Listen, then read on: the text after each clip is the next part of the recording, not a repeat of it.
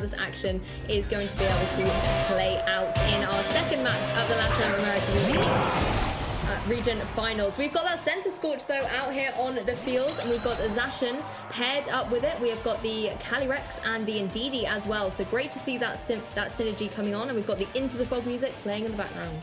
Yeah, everything lining up perfectly here. As we see the Zacian come out, it is going to get the Intrepid Sword ability activated. It is going to get that attack boost. You're going to have the Center Scorch next to it. I'm not really sure what the Center Scorch is going to be doing to provide support here, because both Pokemon are going to be slower than the Shadowrada Calyrex, who can, like we've just been talking about, get that helping hand support from the Indeedee and go for an Astral Barrage here, which will do considerable amounts of damage to the Zacian. The other option is just protect your Shadowrada Calyrex. Just go for a follow me here with your Indeedee and just make sure that you're avoiding any damage, and again go for a big powerful Astral Barrage, which is going to be hard to kind of come back from. If you're Felipe, you kind of need to get the Urshifu onto the field, that dog typing, to really start threatening the Calyrex, which is one of the best options kind of that he's got access to.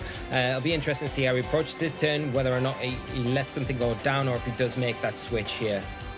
That's the thing, this Calyrex really looking formidable here. Something like a Helping Hand boosted Astral Barrage, like you said, is going to be devastating. So Felipe needs to make sure that he has got a way to be able to counteract this very solid strategy that Alejandro has led with. But straight away, there's going to be a Dynamax coming out into the action. It is going to be the Calyrex, so we're not going to see any double target type attacks here, but something like a Max Mindstorm into that Center Scorch, even something like a Max Phantasm is going to be able to deal some really big damage. But I want to know what this Indeedee is going to do. Yeah, if you're the Indeedee here, you may want to just go for the follow me. It just gives you complete protection, you know, if you are the Calyrex, because, you know, the max Quake that potentially could come out from the Calyrex here is probably going to be enough anyway to get the Zacian, and a considerable amount of damage you could do to the Center Scorch with either the Max Mindstorm or Max Phantasm anyway. But we are going to see that Helping Hand, Lou. Yeah, Helping Hand comes out, and Calyrex does indeed go for that Max Mindstorm. Going to go down into that Center Scorch, and Lee, is that a one-hit KO? Yes, it is. We see the Center Scorch explode there on the battlefield, and unfortunately, we're not going to be able to see any of the spicy action the Center Scorch could get up to. Grim Neigh ability that we mentioned earlier is now activating on Calyrex. That's going to be our +1 special attack, making it even more formidable going forward. Zacian, however, might have something to say about it. There was no redirection. It can go for this Behemoth Blade and target straight down into the opposing Indeedee, however, so not going into that Calyrex. Calyrex has got away really nicely in this turn.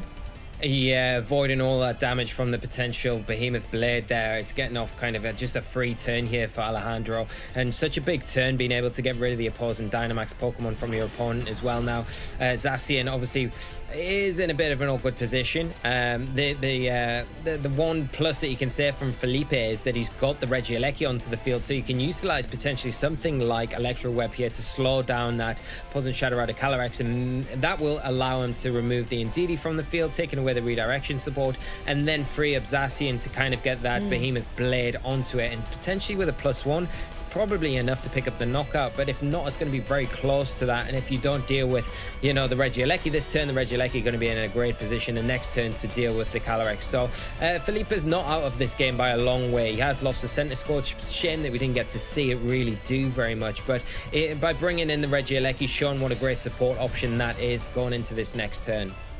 Well, a defensive play here from the Calyrex, just going to be going for the Max Guard. Indeedee going to be going for that follow me, potentially just sacrificing itself to allow Alejandro the opportunity to pivot in another Pokemon going forward. The Max Guard protecting from potential speed drop from this Electro Web, and it will of course be enough to pick up a KO against that Indeedee. It was living on a very small slither of health at the end of that previous turn. The Behemoth Blade not going to be able to find its mark, and Alejandro sitting once again with this Dynamax. Calyrex looking to be in a really strong position here against both the Pokemon on Felipe's side, but you have to worry about the speed that Felipe's got. And actually, do you have to? There's a Whimsicott on the field now.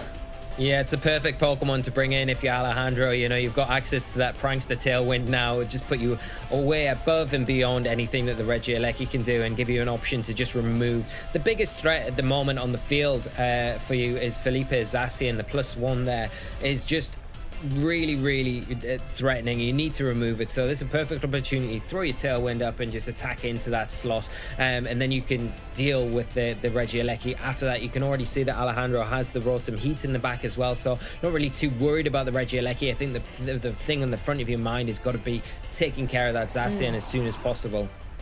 Yeah, remove that +1 attack boosted Pokemon from the field. It's going to be a Max Phantasm coming out from Calyrex, going straight down into that threatening Pokemon and picks up a very solid KO. You've got to remember the Grimnay ability has boosted it up as well, and it's going to get a Nulla boost thanks to that KO, putting this Calyrex at +2 special attack. It's getting more and more formidable by the turns, and although Regieleki always there to try and help out, I don't know if it's going to have the power to be able to take down these Pokemon. Whimsicott actually manages to dodge out of the way and avoid, and if it is the Focus Sash variant, which of course our players will know as it is open team sheets, that could be really lucky for Alejandro as well.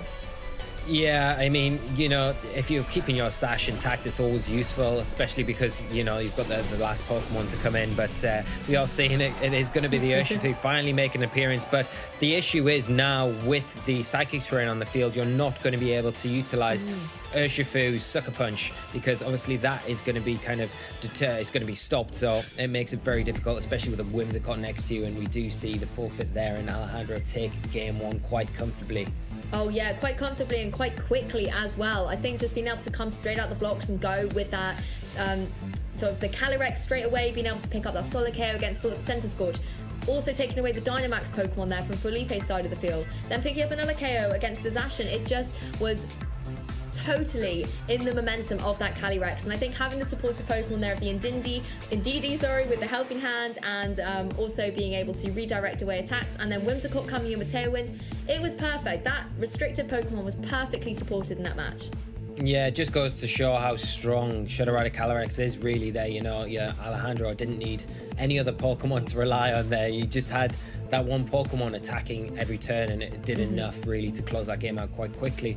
And that's something that Felipe is, you can see where he was going in that game one, where he wanted to get rid of the Indeedee, you know, not opting for the Behemoth Blade onto the Calyrex turn one, wanted to get rid of the Indeedee as early as possible, and then that would allow the Urshifu to come in potentially late game and deal with it quite effectively. But the Whimsicott complicates everything from that point. The Tailwind, you know, just puts the Calyrex kind of out of reach from the Regieleki. And Urshifu not the strongest Pokemon on the special defensive side, so you can't really rely on it to be able to take multiple hits. It can take one, and it's going to have one shot to take down the Calyrex, and if it misses that opportunity, then it gets very difficult very quickly. Yeah, that's the thing. If you're Felipe now, you have to think, how am I going to take down this Calyrex? It was such a formidable force there, and you know, it doesn't even need the double targeting attacks of Astral Barrage. It's able to go into its Dynamax and then just be able to pick up some really, really solid KOs. So it's going to be interesting to see how they might be able to adapt going into this game too. I, for one, would love to see the Urshifu being able to utilize, obviously, its dark typing a little bit more to try and deal with it. But you have to worry about the terrain, and there aren't really too many options on Felipe's side to be able to override that psychic terrain, unless you want to Dynamax one of your Pokemon, maybe even the Regieleki, and go for something, one of those electric type moves to set the electric terrain, for example. But then again, you're limiting yourself. So I think, Lee, we should jump right into game 2 and see exactly how it's going to pan out. Sounds good. So here on this game 2, the leads coming out for Felipe are going to be that Urshifu and the Regieleki, but for Alejandro, sticking with the Calyrex and the Indeedee. I wonder, Lee, if my fortune telling might be coming true with the leads on Felipe's side. Well, you couldn't have called it better, Lou, and I think it's like one of the best insights that we've had in all our coverage so far, with that Regieleki being probably the best means to kind of allowing Urshifu to perform as well as it needs to in this position and be the threat that like Felipe needs it to be. The case is, though, if you max the Regieleki here and you go for that electric terrain, it's so easy for Alejandro to kind of see through this strategy and switch the Indeedee out just to bring it back in. But of course, if you do that, it does leave the Calyrex in a really awkward position as well. There's actually going to be no Dynamax here in this turn 1. Electroweb, however, being the choice from the Regieleki, just wanting to lower the speed of Indeedee and the Calyrex here. So, of course, no Sucker Punch being able to come out from that Urshifu, but it could potentially go for the other Dark type move it has access to, which is that Wicked Blow. Going to be able to get a guaranteed critical hit on that imposing Indeedee. Both of the Pokemon on Alejandro's side of the field are weak to Dark type attacks, so whichever target he was going to find was very likely to be able to get that KO. And Alejandro now no longer has access to that lovely supportive Pokemon. It does, however, get to go for the Astral Barrage, which is that move that will hit both Pokemon, and picks up a solid KO on the Regieleki with a critical hit. So Regieleki trying its best with that Electroweb, but it's not going to be enough. It now leaves the field, and Grimnay coming on from Calyrex as well. So once again, Alejandro has been able to put his Calyrex in a formidable position. Psychic terrain is up as well, so you still don't have to fear that Sucker Punch. Yeah, now with the Whimsicott coming onto the field from it's, you know, with the Grim Near boost that it's just received, it can just click the Astral Barrage button once again, and because of the damage that we've already seen onto the Urshifu, it's going to be easy able to pick up the knockout onto it and just remove that threat. And once that's been taken out, it gets very difficult from there, you know. The Zacian coming onto the field, it's going to take a lot of damage as well from a +1 Astral Barrage. And you know, Alejandro still has the option to potentially max Dynamax this Shadow Rider Calyrex as well, but the Tailwind here is so imperative for him, you know. It just gives him the jump, overrides the Electro Web support from the Regieleki that turn 1, and makes it very difficult to utilize the Urshifu in a way that you kind of want to against this this Ghost Psychic type. I mean, I feel like there isn't really a need for Alejandro to Dynamax at this point. You can just go for that Tailwind and the Whimsicott and sort out the speed tiers like you said, Lee. You can see that the Astral Barrage is going to pick up the KO against Urshifu anyway, and if you move before it, you don't have to worry too much at all. And of course, with +1 Grim Neigh, you're going to be dealing a huge amount of damage to that opposing Zacian. And say you're able to get the double KO here, you're then going to be at +3 special attack, and whatever's waiting in the back for Felipe is going to be quaking as it comes out of its Pokeball. Tailwind comes up and Calyrex is going for that Astral Barrage. It's going to connect on both of the opposing Pokemon. You can see the Urshifu has been KO'd and the Zacian as well. This Calyrex is unstoppable. Yeah, you can see the power here, especially when it's supported further by the Life Orb that the Calyrex is holding there, and now getting 2 Grim Near boosts to further boost its attack. And like you say, now with the Tailwind setup, it's like the perfect setup for Alejandro. Couldn't have won any more perfectly for him, and whatever comes in, it just doesn't stand a chance. It feels a little bit unfair at this point. It's a poor Center Scorch. The one thing that I really wanted to see what it was able to do is probably not going to be able to get a chance, because as you said in the last turn, Lou, you probably don't even need to Dynamax with the Calyrex now. You just click the Astral Barrage button again and double up with the Whimsicott, and that'll be enough. And we do see the forfeit there from Felipe, and just shows how